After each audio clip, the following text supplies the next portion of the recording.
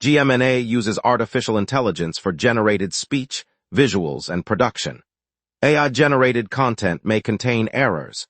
Please verify important information before making decisions or taking action.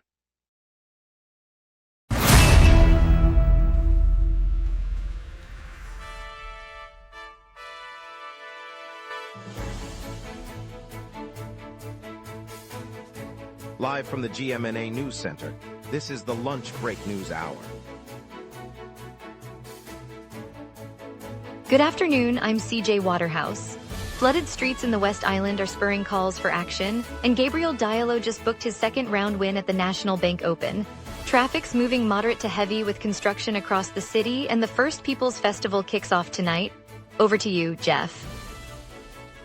The International First Peoples Festival opens Saturday at Park Jean Drapeau, featuring indigenous dance troupes, storytelling circles, and traditional crafts from nations across North America.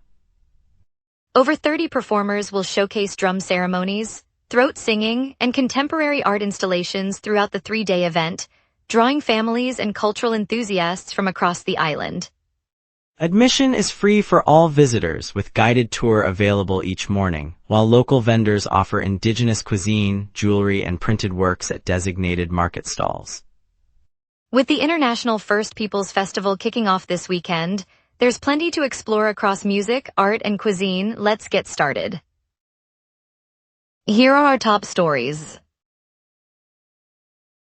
West Island residents demand a response after a June storm dropped 150 millimeters of rain, causing repeated flooding and limited answers from Environment Canada. Nadia Bellafuel has the full story. After a deluge that dumped roughly 150 millimeters of rain over the western part of the city in just a few hours, streets in the West Island turned into swift-flowing channels. Homeowners watched basements fill, driveways become rivers, and cars become stranded as water surged past sidewalks. Neighbors gathered at community centers, holding up signs and demanding a clear plan from officials. Environment Canada confirmed the extreme rainfall, while municipal responders have offered only temporary sandbag stations and limited road closures. Frustration grew as promises of a long-term drainage study remain unfixed, prompting residents to stage a petition and call for immediate action. Nadia Bellafuel, GMNA News, West Island. Gabriel Diallo advanced to the second round of the National Bank Open after securing his first victory at Stade IGA in Montreal. The ATP Tour event continues this week. Ramai Gaudreau has the full story. Gabriel Diallo secured a spot in the second round of the National Bank Open after clinching his first tour-level victory on home soil at Stade IGA. The Canadian youngster edged his opponent in a tightly contested match, delivering a decisive break in the final set to seal a 1-0 lead that carried him through. The win marks Diallo's inaugural triumph on the ATP Tour, coming in front of an enthusiastic Montreal crowd that cheered each rally. The National Bank Open, an annual ATP event rotating between Montreal and Toronto, draws the world's top players each summer. Diallo will now face a seeded competitor in the next round, looking to build on his breakthrough performance. Ramai Gaudreau, GMNA News, Stade IGA. Montreal's Notre Dame East Street faces an uncertain future after years of stalled improvement projects, leaving the key transportation corridor in limbo.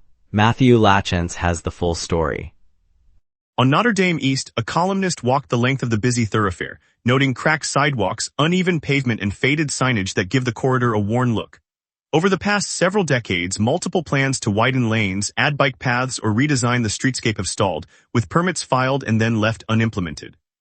The street, which carries a steady flow of buses, cars, and delivery trucks, shows remnants of abandoned construction, half-erected barriers, empty concrete forms, and signage for projects that never materialized.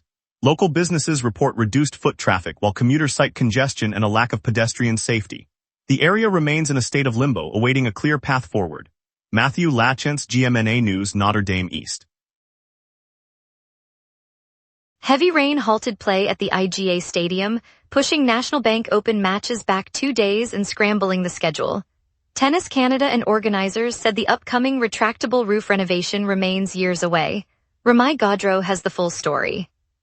Rain hammered the IGA Stadium Tuesday, turning the clay courts into a slick, water-logged mess and forcing officials to push every match back by 2 days. Players huddled under tents as drenched linesmen checked the drainage, while fans shuffled toward the concourse in search of shelter. The postponement now creates a cascade of scheduling gaps, with singles and doubles fixtures squeezed into a tighter window later this week. Organizers reminded spectators that the stadium is slated for a retractable roof, a project announced at the end of June that won't be finished for several years, meaning rain-related disruptions remain a risk.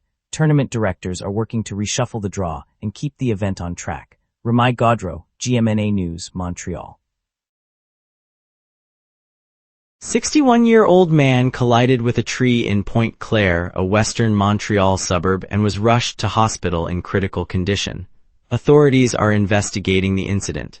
Matthew Lachance has the full story. The crash occurred just after sunset on the main road through Pointe Claire, when a 61-year-old driver lost control and slammed his car into a large maple tree. Emergency crews arrived within minutes, extracting the man from the mangled vehicle and administering first aid on site. He was then rushed to a nearby hospital, where doctors listed him in critical condition.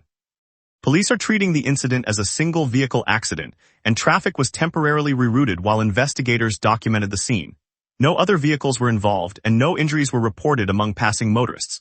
The investigation will continue to determine whether road conditions contributed to the loss of control. Firefighters also secured the area, ensuring no fuel spillage threatened nearby homes. Matthew Lachance, GMNA News, Pointe Claire. Coming up, we investigate the Repentigny tornado probe and its impact on our community, then return to flood updates. We will be right back. Every day, important stories happen across the city before any news crew arrives. Sometimes, the very first person at the story is you. When you witness something newsworthy, open the GMNA Citizen Reporter app and start your report. The app guides you through every step while your report is delivered directly to the GMNA newsroom. Every submission is reviewed by our editorial team, and approved reports may be featured on GMNA. Get the GMNA Citizen Reporter app today at my.gmna.ca. Your city, your news. Welcome back. Investigators from the Northern Tornadoes Project are examining whether the severe storm that battered Repentigny on Sunday, August 2, 2026, generated a tornado. Matthew Lachance has the full story. Investigators from the Northern Tornadoes Project are combing through data from the severe storm that battered Repentigny on Sunday, August 2, 2026, to determine whether a tornado touched down. The team is reviewing radar signatures, damage patterns, and eyewitness reports, looking for the distinctive swirl that would confirm a tornado. So far, the storm left widespread wind damage, uprooted trees, and scattered debris across residential streets. Researchers say the region's rolling hills and mixed wood forest can conceal a brief vortex, making field verification essential. The project monitors similar thunderstorm-spawned tornadoes across Canada, cataloging each event to improve understanding of how these short-lived twisters form. Matthew Lachance, GMNA News, Repentigny. 18 people died on Quebec roads during the 2026 construction holiday, the SAAQ reports, noting most could have been avoided. Road fatalities have stayed steady for 10 years. Matthew Lachance has the full story. During the province's annual construction holiday, 18 motorists lost their lives on Quebec's roads, according to SAAQ officials. Most of those fatalities were preventable, pointing to reduced visibility, lingering work zones, and drivers ignoring temporary signs. The holiday, which pauses roadwork, typically brings lighter traffic, yet this year the toll rose sharply. Over the past 10 years, road deaths have held steady, making the surge during the holiday period stand out. SAAQ data show 10 of the 18 deaths involved vehicles on secondary routes where temporary barriers were missing. The agency is urging a review of safety protocols for the pause period, emphasizing that better compliance could have saved lives. Authorities plan to issue guidance before the next holiday. Matthew Lachance, GMNA News, Montreal. Quebec health officials declare the summer measles outbreak over after more than a month without new cases, following 28 infections earlier this June and July. Nadia Bellafuel has the full story. Health officials in Quebec have declared the summer measles outbreak officially over, citing more than a month without a single new infection. The province logged 28 confirmed cases between early June and late July, the highest tally in recent years. Throughout August, hospitals reported no additional patients, and contact tracing teams confirmed that chains of transmission have been broken. The decision follows a coordinated response that included targeted vaccination drives in schools and community clinics, along with public awareness campaigns urging residents to check immunization records. Authorities will continue routine surveillance, but for now the province can move past the brief surge that sparked heightened concern earlier this summer. Officials will keep the public informed as they monitor any potential flare-ups in the coming weeks. Nadia Bellafuel, GMNA News, Montreal. Slovenian champion Tadej Pogačar will race the Vuelta at España in late August 2026, foregoing the Quebec and Montreal Grand Prix events after his 2019 Vuelta victory. Matthew Lachance has the full story. Slovenian champion Tadej Pogačar confirmed he'll line up for the Vuelta a España in late August 2026, opting out of the Quebec and Montreal Grand Prix cycling events. The decision comes after his breakthrough victory at the 2019 Vuelta, which propelled him onto the world stage. Pogačar's team cited a focus on the Grand Tour schedule as the reason for skipping the North American races. Organizers of the Quebec and Montreal events expressed disappointment but wish him success in Spain. Fans can expect him to tackle the mountainous stages that defined his 2019 triumph, aiming to add another Grand Tour win to his palmares. He will spend the weeks leading up to the race training in the Pyrenees, fine-tuning his climbing form. Matthew Lachance, GMNA News, Spain. The Rivière des Prairies Pointe-aux-Trembles Council voted to approve a McDonald's restaurant adjacent to residential homes, reversing earlier strict conditions and prompting backlash from local residents. Ramai Gaudreau has the full story. Council members voted Tuesday to green-light a new McDonald's on a lot that borders 3 single-family homes in Rivière des Prairies, Pointe-aux-Trembles. The approval comes after the borough reversed a set of strict conditions it had originally imposed on the fast food chain, including limits on drive-through traffic and a minimum setback from the houses. Residents who attended the meeting said the change leaves them exposed to noise, increased traffic, and a loss of privacy. They gathered outside the council chambers, holding signs and voicing disappointment that their concerns were set aside. The corporation has not yet released a timeline for construction, but the decision moves the project forward still and will proceed despite the neighborhood's objections. Ramai Gaudreau, GMNA News, Rivière des Prairies. Now let's check your afternoon forecast and see how the weather will shape our day. A weak high nudging upward under a westerly jet keeps the sky clear and temperatures modest. On this date, Montreal once scorched to 32.2 degrees in 2016, a record set during a lingering heat wave that pushed daily highs well into the mid-30s. The cold counterpart fell to 13.7 degrees in 2019, when an Arctic air mass slipped southward, blanketing the city in an unseasonal freeze. Normal highs for early August hover around 27 degrees with lows near 17, so today's 23-degree reading sits comfortably between those extremes. The live radar shows a completely quiet canvas across southern Quebec.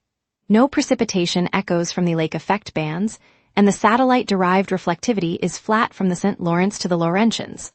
That emptiness reflects the high-pressure ridge nudging upward, which caps convection and funnels the westerly jet aloft, keeping moisture locked in the upper troposphere. With no storms on the horizon, the map will stay clear as we shift to today's outlook. At noon, Montreal basks under a clear sky with a temperature of 23 degrees, humidity hovering around 70%, and a gentle southwest breeze at 9 kilometers per hour, occasional gusts reaching 29. Pressure is near average and slowly rising, sealing in the dry air that dominates the region. Overhead, a westerly jet stream punches through at roughly 111 kilometers per hour, reinforcing the ridge and discouraging any lift that could spark showers. The UV index reads 7, and the breeze stays well under 25 kilometers per hour, so no gust warnings are needed. No active alerts are in effect. As the sun climbs, temperatures will climb to a high of 25 before dipping to 17 after sunset, and the clear pattern will persist through the evening, setting the stage for the upcoming 5-day outlook. The next 5 days swing between warm highs and modest lows, with the jet stream lingering north of the city. Wednesday brings a clear sky and a high of 28 degrees, low 17, echoing today's dry pattern. Thursday stays mostly clear, but carries a 45% chance of rain in the afternoon as a weak trough nudges moisture inland, though temperatures still reach 28. Friday sees overcast skies and a 55% rain probability, with a high of 27 and a low of 21. Saturday returns to clear skies with a 55% chance of showers, high 27, low 21. Sunday ends the period with mainly clear weather, a 20% rain chance, and a high of 26 alongside a low of 21. The overall trend is a warm, slightly unsettled stretch driven by the persistent ridge and occasional shortwave dips. And that's your weather. Remember, the lunch break is also available as a podcast. Listen anytime on Amazon Music or wherever you get your podcasts. Stay tuned as we break down the traffic snarls, preview the International First Peoples Festival and the Good Food Spotlight. We will be right back. Every day, important stories happen across the city before any news crew arrives. Sometimes the very first person at the story is you. When you witness something newsworthy, open the GMNA Citizen Reporter app and start your report. The app guides you through every step while your report is delivered directly to the GMNA newsroom. Every submission is reviewed by our editorial team, and approved reports may be featured on GMNA. Get the GMNA Citizen Reporter app today at my.gmna.ca. Your city, your news.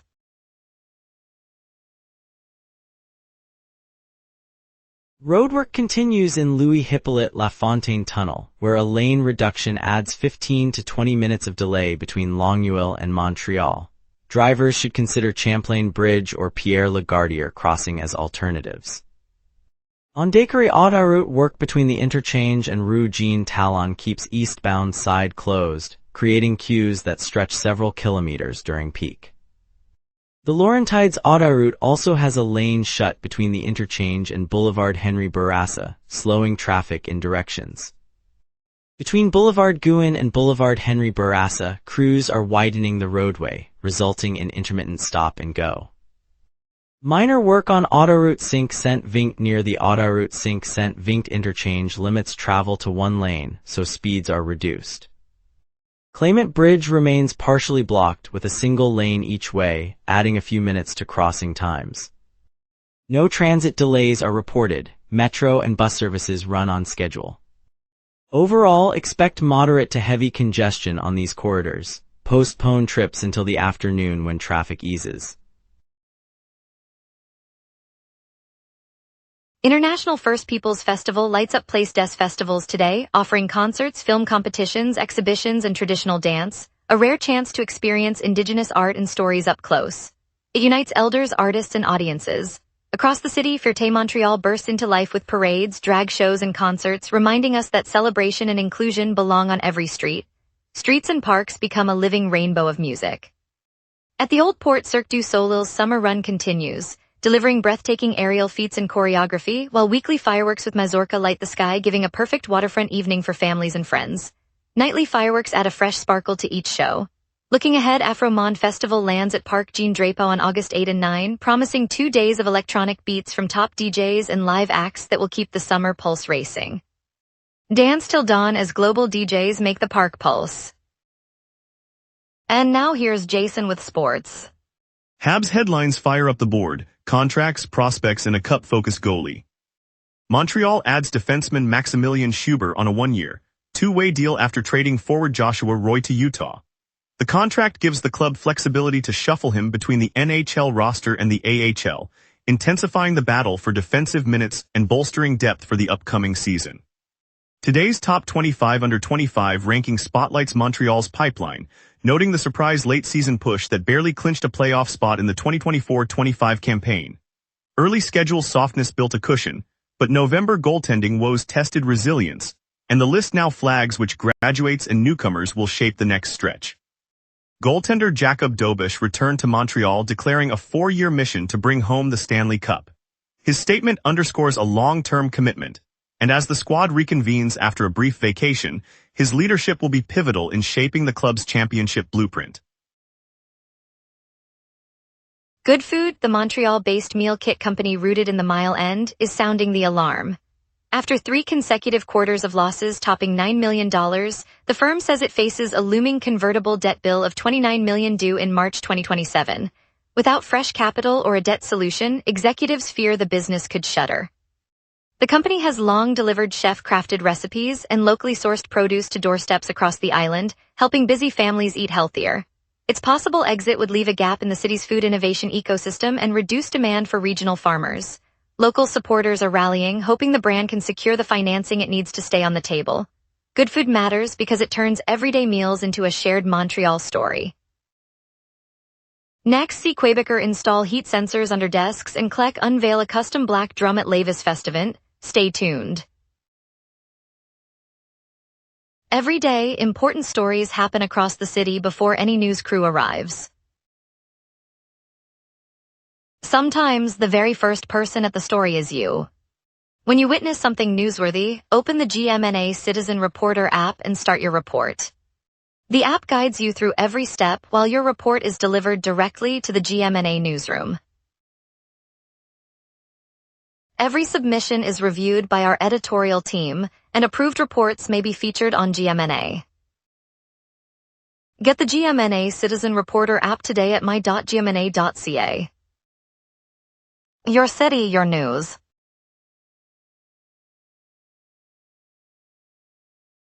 Montreal's IGA Stadium is buzzing as the National Bank Open kicks off, with a star-studded lineup drawing crowds to the mile-end venue near St. Laurent and Rue St. Viateur. Fans are lining the upgraded courts, eager to see world-class tennis return to the city. Carl Dumont is there. Carl Dumont.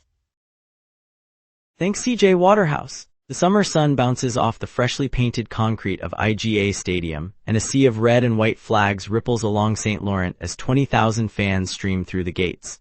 The new LED scoreboard flashes bright graphics while vendors line the concourse, the scent of grilled poutine mingling with fresh popcorn.